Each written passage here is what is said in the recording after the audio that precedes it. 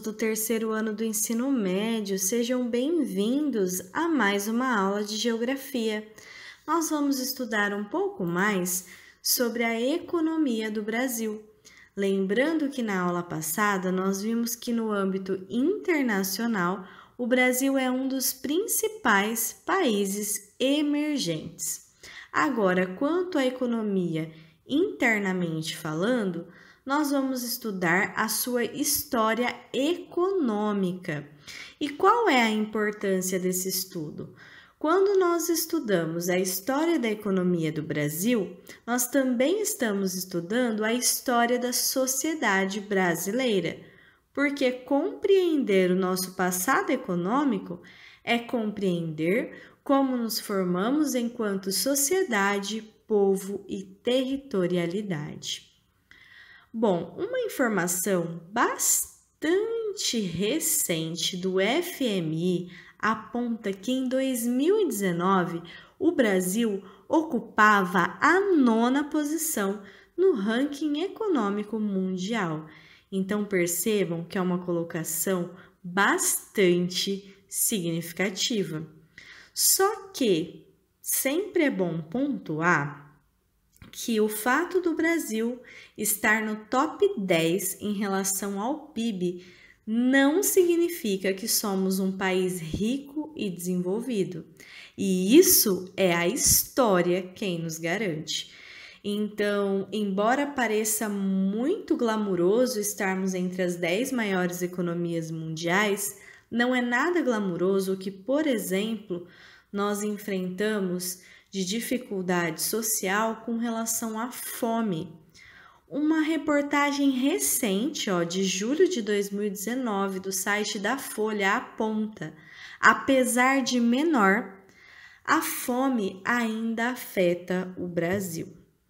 Então, por mais que sejamos conhecidos como um país emergente no contexto internacional, internamente a gente vê que a desigualdade social ela é gigantesca, que os desafios sociais que nós precisamos vencer também, eu venho falando isso de forma bastante recorrente. E isso porque nessa reportagem é feito um levantamento que pode haver algo como 5 milhões de pessoas subnutridas no Brasil. E esse é apenas um dos muitos exemplos de problemas sociais que nós enfrentamos no nosso país. Então percebam que por mais emergente que possamos ser conhecidos no contexto internacional, internamente nós brasileiros precisamos saber que nos aspectos sociais nós ainda somos um país subdesenvolvido. Nós só poderemos ser um país desenvolvido, ser considerado um país rico, quando, além de uma posição significativa no ranking das economias mundiais, nós também conseguirmos ter aí uma qualidade de vida para a população como um todo. Como o nosso intuito é estudar a política econômica brasileira, fazer esse estudo histórico, né? O recorte que nós escolhemos fazer aqui é de 1992 a 2016. Então, tudo começa com a renúncia, né? Para o âmbito dos nossos estudos, tudo vai começar com a renúncia do Collor. Quem assumiu foi o Itamar Franco, que acabou por comandar o governo brasileiro de outubro de 92 até o final de 1994. Mas vamos ao que interessa, que é os aspectos econômicos desse período. Nesse curto período em que o Itamar Franco esteve no poder, nos primeiros 7 meses, tá? As taxas de inflação se mantiveram muito altas e o crescimento econômico muito baixo. Então, foram 7 meses inicialmente aí do governo Itamar Franco de muita dificuldade. Só que aí em 1994, ou seja, no finalzinho do governo do Itamar Franco, foi lançado aí o Plano Real, tá? Especificamente em março de 1994. E esse plano, ele se baseava na paridade entre a nova moeda, o real, e o dólar. Então, vejam bem, naquele período, R$ 1 era o equivalente a $1, né? Então, isso foi muito positivo.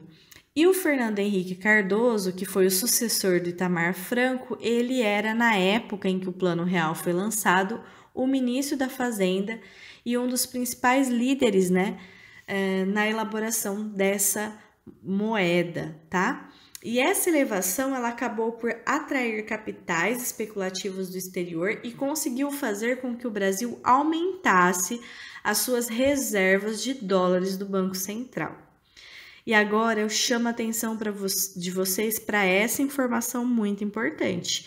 No início do Plano Real, houve um aumento de 28% no poder aquisitivo da população de baixa renda. Então, inicialmente, o Plano Real foi muito positivo para a sociedade brasileira, tá?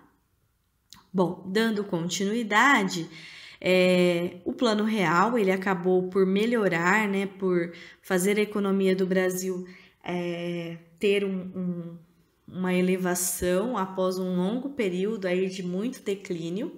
Só que em 97 começou a aumentar o índice de desemprego e também a inflação não foi repassada aos salários. Então a economia começa aí a titubear de certo modo. Posterior a isso, houve o governo do Luiz Inácio Lula da Silva, que foi de 2002 a 2010. E ele não fez nenhuma mudança brusca quanto à política econômica, não mudou a moeda. Ele, na verdade, deu continuidade à política econômica do FHC, né? Fernando Henrique Cardoso. Só que o governo Lula, ele também tomou algumas medidas próprias do seu plano de governo, que foi cessar as privatizações e concessões de serviços públicos. Outra medida foi aumentar os superávites comerciais. E também ele conseguiu ampliar os programas de transferência de renda à população carente. Então, essas foram algumas medidas do governo Lula e que seguiram uma linha um pouco diferente da linha do Fernando Henrique Cardoso, próprias do seu governo mesmo. Já em 2011, foi empossada como presidente a Dilma Rousseff. Só que aí eu chamo a atenção de vocês sobre a importância da infraestrutura. Lembra que nós falamos sobre o transporte no Brasil? Que é um setor que também tem inúmeros desafios? Pois é.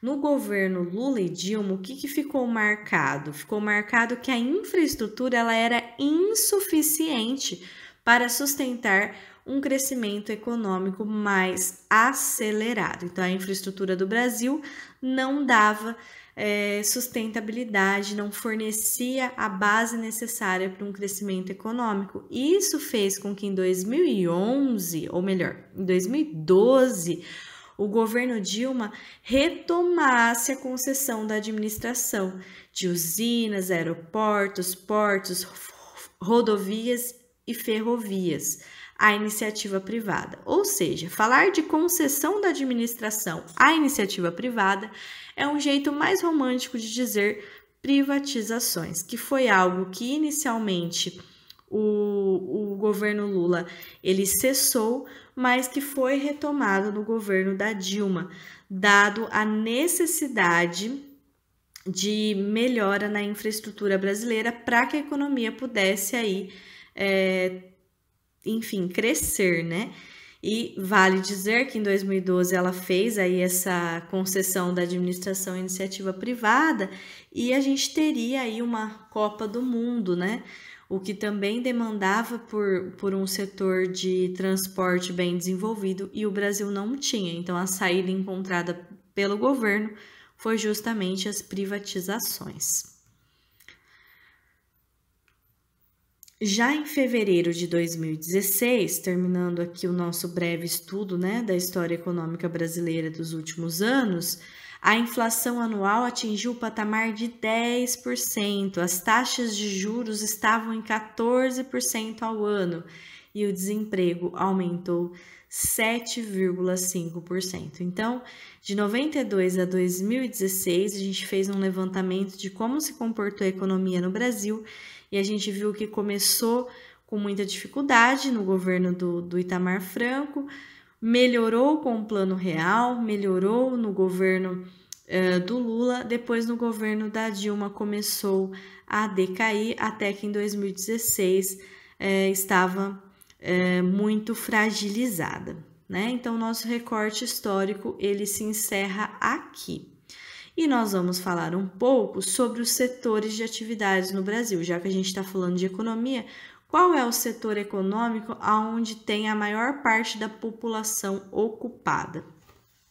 Essa tabela e mesmo essa informação não é algo inédito, eu já falei em outros momentos e é sempre válido lembrar que a maior parte da população economicamente ativa do Brasil está ocupada pelo setor terciário, o que é uma tendência mundial, sobretudo porque o setor primário e secundário passou por uma elevada mecanização, né? Então não há necessidade mais de grande quantidade de mão de obra.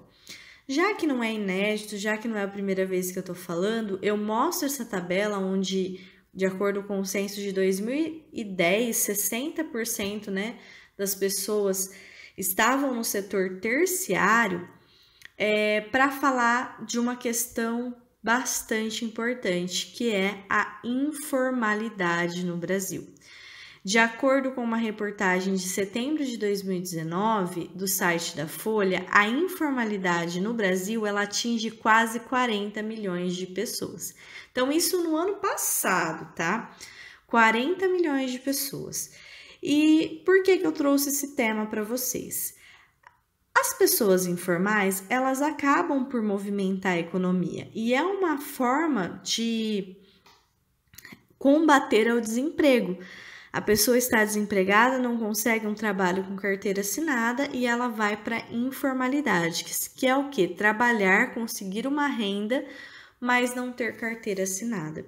Esse número ele é cada vez maior e para as pessoas que optam, vamos falar optam, mas na verdade nem sempre é uma escolha. É isso que eu gostaria de falar para vocês, não é uma escolha. Às vezes é a única forma da pessoa ter uma renda e isso é muito complicado para as famílias que vivem da informalidade, visto que não tem um plano de aposentadoria, entre outros problemas, tá? E a informalidade não é só aí os vendedores ambulantes das grandes cidades, mas são inúmeros serviços que nos são prestados e que às vezes a pessoa não tem vínculo empregatício com nenhuma empresa. Um exemplo é os entregadores, que podem aí entregar pizzas, lanches e inúmeras outras coisas sem estar vinculado a nenhuma empresa. Temos aí as diaristas, temos pessoas que fazem manutenção em casa, seja manutenção elétrica, hidráulica, e que muitas vezes não tem um registro formal, portanto não tem aí um plano de aposentadoria e passa por inúmeros outros constrangimentos, né? E, dado ao atual momento, né, a tendência é que essa informalidade seja cada vez maior, já que o desemprego tem aumentado e as pessoas precisam de alguma forma sobreviver nesse mundo capitalista. Bom, com isso, aqui estão as referências. Eu agradeço a você que chegou até o final dessa aula. Muito obrigada e até a próxima!